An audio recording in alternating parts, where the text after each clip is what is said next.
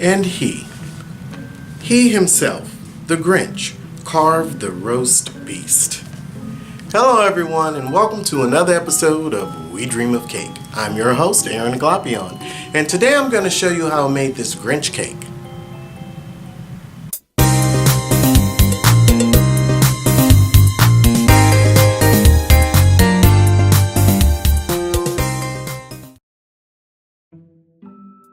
So let's start off by making the head for the Grinch. I like to use Rice Krispie treats. Rice Krispie treats give an extra little treat to the cakes for this type of cake, that is. And they're light and airy, and they just go well.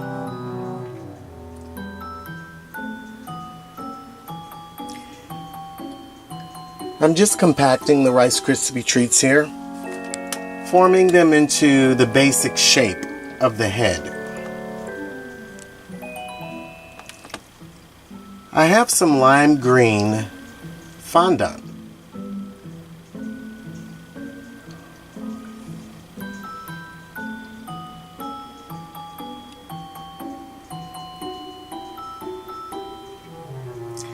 Just rolling it out a bit to get it ready to cover the base of the Rice Krispie treat.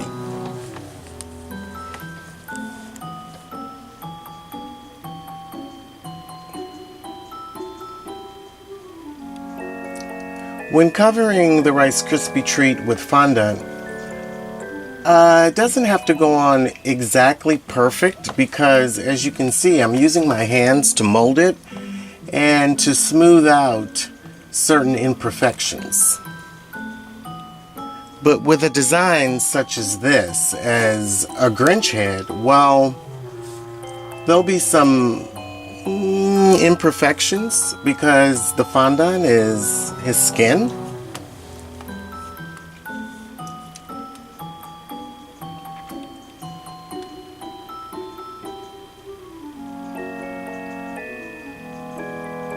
Now that I have the basic shape of a face, I'm adding some extra bulk to the, cheekbone area of his face, which will also aid in giving me the hair on his face, sort of his beard.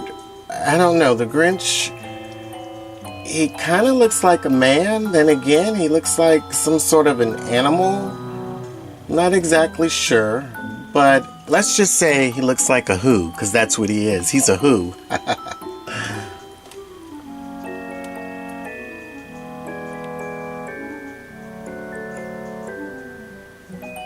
Using my ball tool here, I'm just adding some definition, making the corners of the mouth and the actual lip of the mouth, top lip that is, as well as the bottom lip.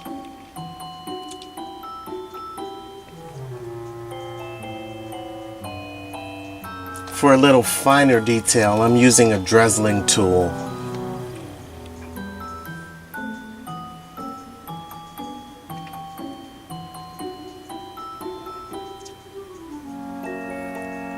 With all the tools I'm using, the best tools are the ones that we all have, just our hands.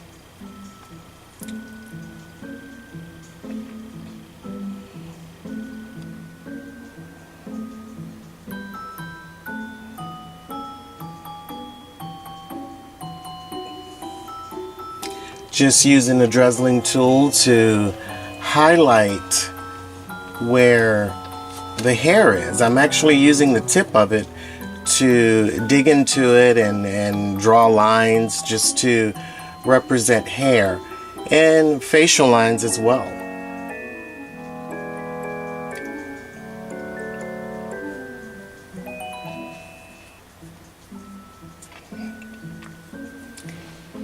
Here I'm going a little bit deeper for that tusk of hair on the sides of his cheeks.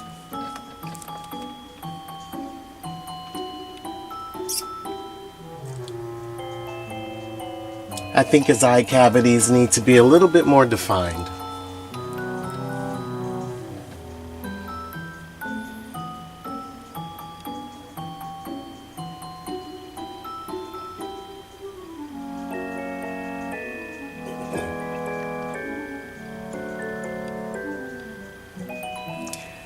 I'm using a bit of white fondant here to make the eyes, the white part of the eyes there.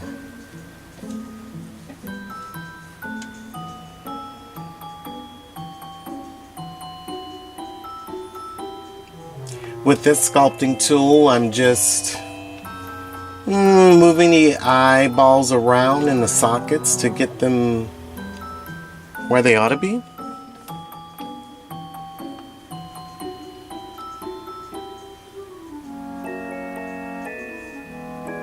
I'm using yellow fondant for the irises. The Grinch's eyes are quite piercing.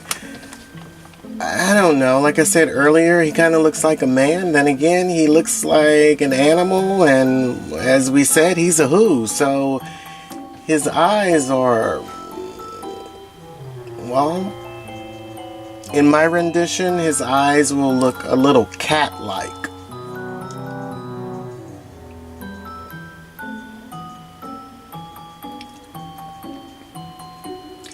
Here I have an edible marker. It's filled with food coloring. I'm using black here just to give a little bit of definition to the eyes, sort of like eyeliner on the lids, top lid, bottom lid, and around the white part of the eyes. I'm also going to draw in the actual pupil on the iris there in the eyes, and I just drew a straight line down. Like I said, it kind of looks like a cat. His eyes, cat eyes.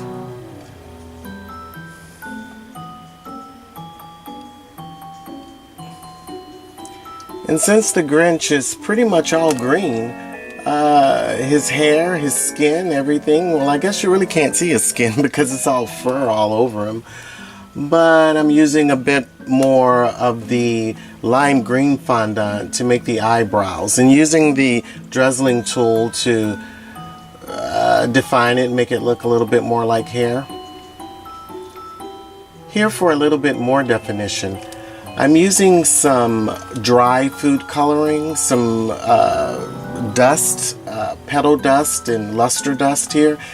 I have a combination of black and silver with a little bit of green. I'm just dabbing it in and eyeballing it until I think all of the face is defined with a little bit of dark spots here and there. With this red fondant, I'm using some vodka to glue it together. I'm cutting out sort of a cone shape. This is going to be his hat.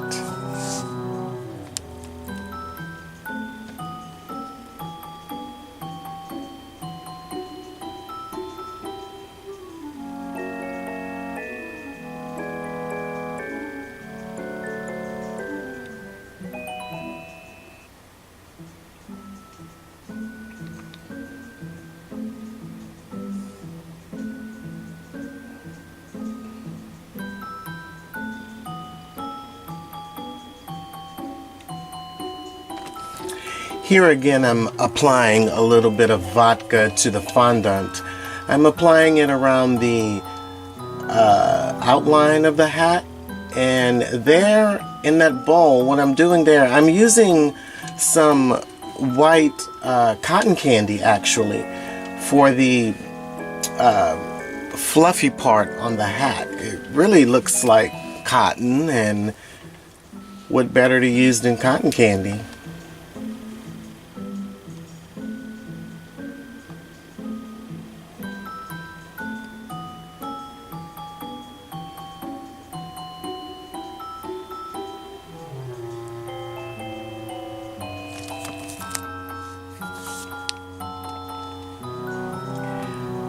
Now just dusting off a bit of that cornstarch that I'm using.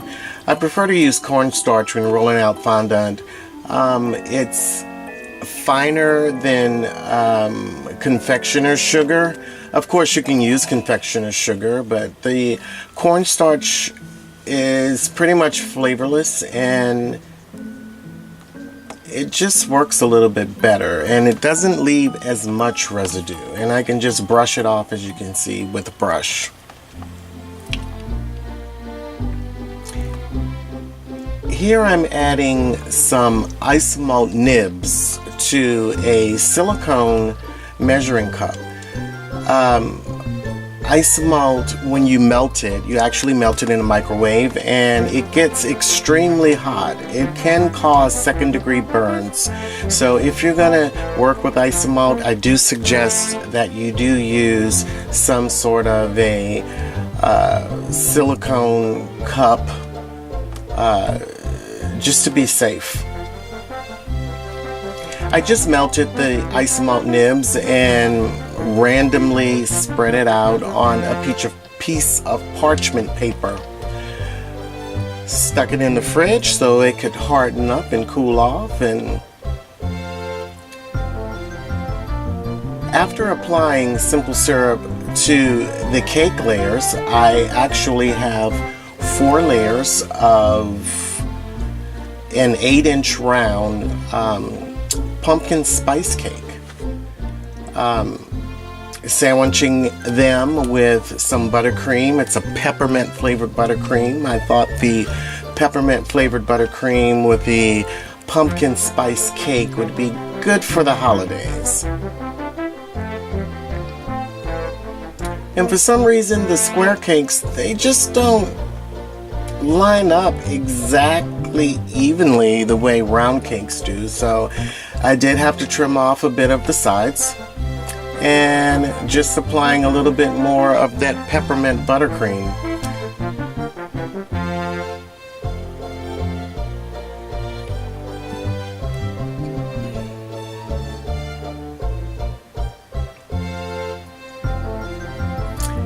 Here I'm covering the cake, the bottom part of the cake, with white fondant. I'm using the white fondant just because it'll help me stick the other part of the fondant, other pieces of fondant on, the ones that I'm going to use as bricks. I think it'll just stick better than the buttercream. It'll be totally covered. You'll see what I mean in a minute. So I colored some additional fondant here with what I call a brick colored fondant. I used a little bit of burgundy, a little bit of red, and a dash of brown there just to achieve that color. Then I just took a square cookie cutter and cut out several squares. And as you can see here, I'm cutting them in half to make them rectangular shape, more of the shape of bricks.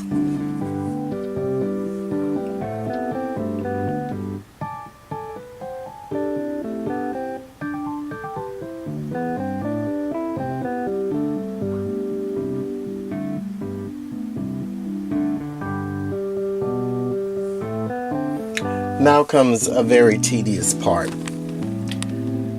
I have to apply each brick to the bottom of the chimney one by one, the way you would actually lay bricks. I started out by using a small offset spatula just to give me a guide and measurement for spacing the bricks. After I got the first side, I pretty much eyeballed it, putting the other bricks on. Now, like I said, the first coat of fondant was just there to help me to get the bricks to stick to it. And as you saw, I was using some buttercream to fill in between the bricks to use as mortar. Now I'm covering the top part of the chimney with white fondant. I am trying to get a shape that's not quite even to make it look more like snow has fallen on it.